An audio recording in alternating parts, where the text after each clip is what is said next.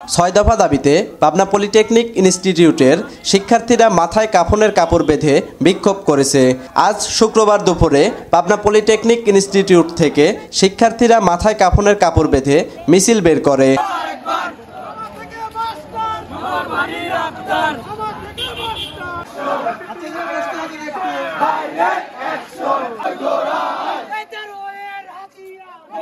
মিছিলটি শহরের গুরুত্বপূর্ণ সড়ক প্রদক্ষিণ করে শহরের 0 পয়েন্ট শহীদ চত্বরে সমাবেশে মিলিত হন।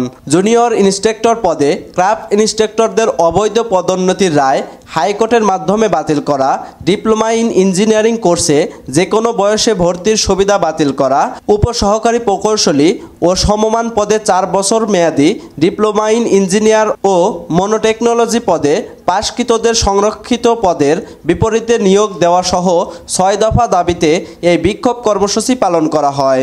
সমাবেশে বক্তারা জানান, নিজেদের যৌক্তিক 6 দফা দাবি আদায়ে তারা দীর্ঘদিন যাবৎ আন্দোলন চালিয়ে আসছেন।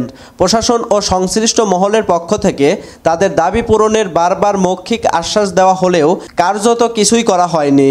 এবার দাবি আদায় না হওয়া পর্যন্ত তারা আন্দোলন চালিয়ে যাবেন বলেও জানান।